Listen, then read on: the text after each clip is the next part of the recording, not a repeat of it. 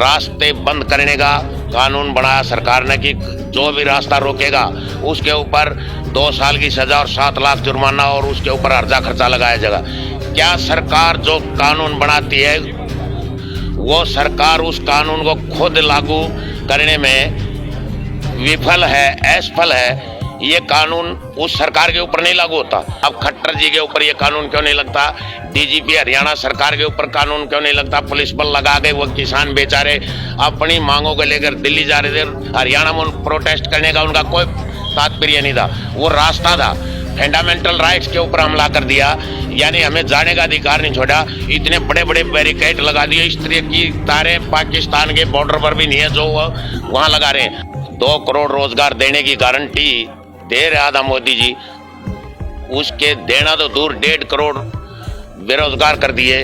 लोगों को रोजगार देने की बजाय बेरोजगारी की तरफ धकेल रही है, भूखमरी की तरफ धकेल रही है। ये सरकार इन सत्यानाशी नीतियों से बाज नहीं है। 24 का चुनाव है, अब भी ये इस सरकार की आंखें नहीं खुली तो जनता इनको बहुत बड़ी पटकनी देगी।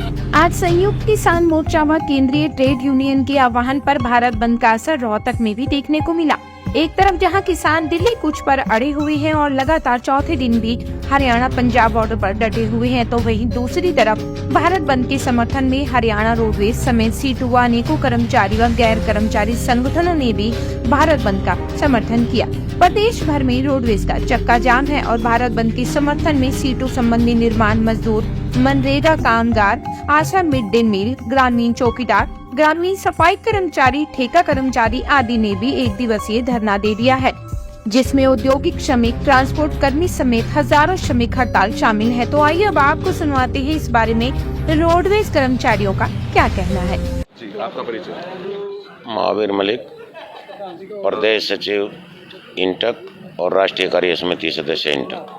आज जो है भारत बंद का आह्वान है, क्या कहना चाहिए? ये भारत बंद का आह्वान तमाम केंद्रीय ट्रेड यूनियन जैसे CITU, इंटक, एटक, सभी केंद्रीय ट्रेड यूनियन और तमाम किसान साझा मोर्चा की ताल कटोरा स्टेडियम में जो मीटिंग हुई उसमें ये तय हुआ था कि पूरे देश को बंद करेंगे।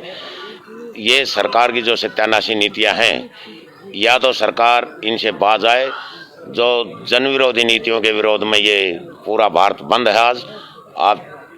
और यही सरकार इस तरीके से, जिस तरीके से किसान के ऊपर पीछे काले कानून लाई थी और 750 किसानों की शहादत हुई, उसके बाद सरकार ने वापस लेने पड़े काले कानून, लेकिन MSP की गारंटी किसानों को नहीं दी गई। मनरेगा के मजदूरों को मनरेगा की दिहाड़ी नहीं दी जा रही, मनरेगा का काम घटा दिया गया। इसी तरीके से कर्मचारियों में आज तमाम पब्लिक सेक्टर के दायरों को निजीकरण करके पूंजीपतियों के हाथों बेचना चाहती है सरकार, और बहुत सा बड़ा दायरा ये निजी हाथों में दे भी चुकी है, जिसके विरोध में आज देश का किसान, मजदूर, कर्मचारी, छोटा दुकानदार सब इसके विरोध में। GST छोटे दुकानदार को परेशान कर रही है। नोटबंदी से अनेकों उद्योग ठप हो गए थे। खुद मोदी ने कहा कि मैं 3 लाख फैक्ट्रियां आज बंद हो चुकी हैं। बड़ा खुश होता है, जबकि 2 करोड़ रोजगार देने की गारंटी दे रहा था मोदी जी, उसके देना तो दूर 1.5 करोड़ बेरोजगार कर दिए। लोगों को रोजगार देने की बजाय बेरोजगारी की तरफ धकेल रही है, भूखमरी की तरफ धकेल रही है। ये सरकार इन सत्यानाशी नीतियों से बाज नहीं है। 24 का चुनाव है, अब भी ये इस सरकार की आंखें नहीं खुली तो जनता इनको बहुत बड़ी पटकनी देगी। और जनता के मंसूबों से अब आप देखिए, रास्ते बंद करने का कानून बनाया सरकार ने कि जो भी रास्ता रोकेगा उसके ऊपर 2 साल की सजा और 7 लाख जुर्माना और उसके ऊपर अर्जा खर्चा लगाया जाएगा। क्या सरकार जो कानून बनाती है वो सरकार उस कानून को खुद लागू करने में विफल है, असफल है? ये कानून उस सरकार के ऊपर नहीं लागू होता। सिर्फ देश के संविधान में राष्ट्रपति संविधान से ऊपर है, बाकी सबके ऊपर जो संविधान में जो कानून बन गया वो कानून सब पे है। अब खट्टर जी के ऊपर ये कानून क्यों नहीं लगता? डीजीपी हरियाणा सरकार के ऊपर कानून क्यों नहीं लगता? पुलिस बल लगा के वो किसान बेचारे अपनी मांगों को लेकर दिल्ली जा रहे थे। हरियाणा में प्रोटेस्ट करने का उनका कोई तात्पर्य नहीं था, वो रास्ता था। फंडामेंटल राइट्स के ऊपर हमला कर दिया, यानी हमें जाने का अधिकार नहीं छोड़ा। इतने बड़े बड़े बैरिकेड लगा दिए, इस तरह की तारें पाकिस्तान के बॉर्डर पर भी नहीं है जो वहां लगा रहे हैं, और इतना बड़ा उत्पीड़न वहां किसानों का किया जा रहा है, इसकी घोर निंदा करते हैं। इस तरह की तानाशाही जो आज देश में देखने को मिली है 75 साल पहले कभी नहीं देखी थी, और इस तानाशाही ये तानाशाही लेके बैठेगी।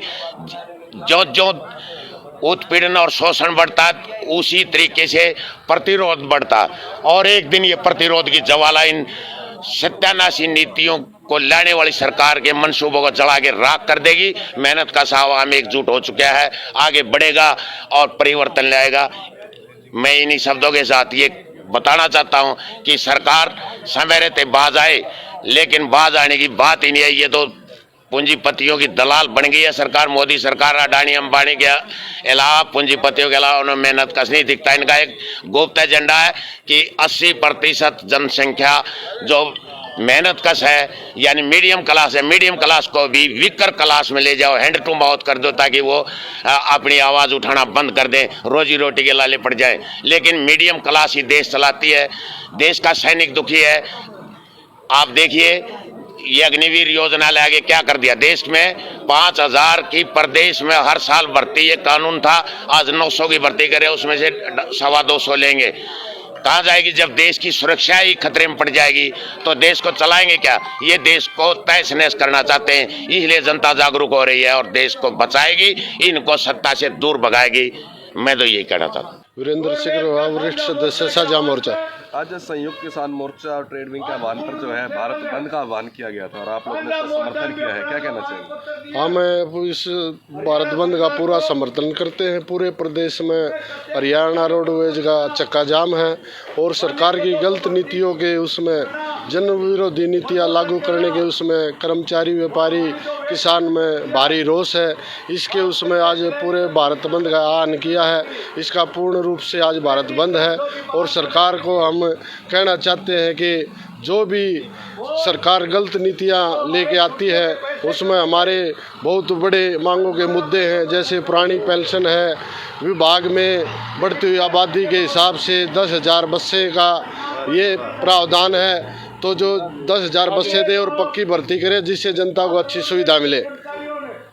और उसके अलावा आपकी कुछ लंबित मांगे भी चल रही हैं जिसको लेकर के आप लोग आगे प्रदर्शन का भी मतलब कह रहे हैं, क्या कहेंगे? हमारी 4 दौर की वार्ता सरकार के साथ हो चुकी है और सरकार ने हमारी जायज़ मांगे मानी है, लेकिन धरातल पर आज तक एक भी मांग लागू नहीं हुई है।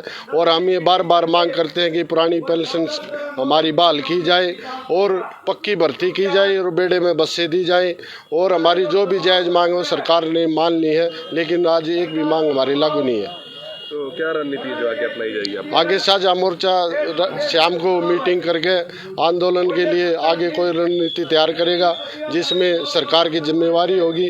और ये आज भारत बंद का भी ये सरकार की जिम्मेवारी बढ़ती थी, पहले ही क्यों नहीं ट्रेड यूनियनों से वार्ता के माध्यम से इस समस्या का समाधान करना सरकार की एक नैतिकता जिम्मेवारी बनती थी। अमित मेहरा, सदस्य साझा मोर्चा हरियाणा। अमित जी, आज संयुक्त किसान मोर्चा और ट्रेड यूनियनों के आह्वान पर जो है भारत बंद जो है उसका आह्वान किया गया था, और कितना सफल मानते हैं इसे? जी बिल्कुल, केंद्रीय ट्रेड यूनियनों के आह्वान पर भारत बंद का आह्वान किया गया था, इसलिए हम तो इसमें कह रहे हैं पूरा 100% इसका असर है। और हरियाणा रोडवेज का प्रत्येक कर्मचारी और प्रत्येक डिपो में स्ट्राइक की हुई है और पूरा चक्का जाम है। क्या कहना चाहेंगे सरकार को आप? सरकार कर्मचारी तो किसान विरोधी, छात्र विरोधी, सभी और व्यापारियों के विरोधी जो नीतियां लेके आ रही है वो सभी प्रत्येक वर्ग के ऊपर उनका असर हो रहा है। और एक हिट एंड रन का ऐसा कानून लेके आई है सरकार जो प्रत्येक हर घर में जिसके पास लाइसेंस है हर एक ड्राइवर के ऊपर लागू, जिसमें 7 साल की सज़ा और 10 लाख का जुर्माने का प्रावधान किया गया है। वो बिल्कुल गलत किया गया है। और हमारे इसमें कर्मचारियों के मुद्दे हैं, जैसे पेंशन बहाली का मुद्दा है, महंगाई का मुद्दा है, बहुत सारे मुद्दे हैं, इसलिए भारत बंद का प्रोग्राम किया गया है। और इसमें प्रत्येक कर्मचारी, प्रत्येक वर्ग दुखी है सरकार से और वो इसमें शामिल है। मैं जगदीप लाठर, सदस्य हरियाणा रोडवेज कर्मचारी साझा मोर्चा। आज भारत बंद का आह्वान किया गया है, क्या कहना चाहेंगे? आज भारत बंद का आह्वान जो सेंटर की 13 ट्रेड यूनियन है सेंटर लेवल पर, उनके आह्वान पर और इनमें संयुक्त किसान मोर्चा के आह्वान पर सभी लोगों ने, सभी यूनियनों ने आज पूर्ण रूप से भारत बंद का आह्वान किया था। और आज 100% भारत बंद का असर है। हरियाणा रोडवेज के प्रत्येक कर्मचारी हड़ताल पे है। और आपने देखा भी होगा सारे के पूरे जो रोड है वो सरकार ने किसान आंदोलन को देखते हुए ब्लॉक किए हुए हैं। रोडवेज का कर्मचारी अपनी मांगों के प्रति बिल्कुल सरकार के विरोध में अपना विरोध करवाने के लिए यहाँ दरी पर बैठे हैं। जैसे पिछले काफ़ी समय से दो चार दिनों से देखा जा रहा है हाईवेज बंद हैं, तो रोडवेज बसें चल रही हैं, तो किस तरह से जो है मैनेज किया जा रहा है चीज़ों? नहीं, कई दिनों से सरकार जैसे वो पंजाब से जो किसान चल रहे हैं, जैसे शंभू बॉर्डर है, वो दाता सिंघाड़ा जो बॉर्डर है, वहाँ से वो बैरिकेड लगाकर उसमें सुरक्षा की दृष्टि से जो एक तानाशाह तरीके से कह तो रहे हैं, ये मीडिया के जो ज़रिए जो बातचीत होती है, हम आम पब्लिक की सुरक्षा के ज़रिए हम इसको इंतज़ाम कर रहे हैं। लेकिन किसान वहाँ से चल के उन्होंने अपनी बात को दिल्ली में रखना था, रास्ते में उनका कोई रुकने का वो नहीं था, अपनी बात को रखने के लिए वो जा रहे थे, जिसमें हाईकोर्ट ने माननीय हाईकोर्ट ने भी कहा है कि भाई आप सरकार जब रोड जाम करती है, आम जनमानस जब जनता पब्लिक रोड जाम करती है तो उस पर केस दर्ज होते हैं। अब सरकार ने रोड जाम कर रखे, न कि किसानों ने कर रखे हैं। और जो रही बसों की बात जो आप कह रहे थे, दाएं बाएं जो गांव के जो शॉर्टकट रास्ते हैं, पब्लिक को सुविधा देने के लिए रोडवेज प्रतिबद्ध है। और वो जहां तक रास्ता मिलता है वहां तक रोडवेज के कर्मचारी बसों को लेके जाते हैं। जहां भी वो असुरक्षा महसूस करते हैं वो बसों को वहीं रोक देते हैं। इसी प्रकार से आज उन संयुक्त किसान मोर्चे के समर्थन में और ट्रेड यूनियनों के आह्वान पर पूरा रोडवेज का कर्मचारी अपना पहिया जाम रखे हुए है, क्योंकि हिट एंड रन का जो कानून है वो बहुत ही गलत कानून बनाया है। इसमें ड्राइवर तो सब हैं, जिसके पास ड्राइविंग लाइसेंस है वही ड्राइवर है। अगर ऐसे इस कानून का मतलब इसमें बदलाव और संशोधन नहीं किया गया तो कोई भी ड्राइवर है वो असुरक्षित है, वो या तो उसको पब्लिक मार देगी या फिर उसको सज़ा का प्रावधान होगा। इसके करके ये असंगठित क्षेत्र के लोग और संगठित क्षेत्र के सभी देश के लगभग 40 करोड़ लोग हड़ताल पे हैं। और इसमें रोडवेज का कर्मचारी अगली पंक्ति में रुके पूरे प्रदेश में चक्का जाम किए हुए हैं। तो कितने में तक जो है चक्का जाम रहेगा? आज रात 12 बजे तक चक्का जाम है। हमारे साझा मोर्चा शाम को मीटिंग करेगा, हो सकता है तो इसको बढ़ाना पड़ेगा तो हम मीटिंग करके इसको बढ़ाने का भी काम करेंगे।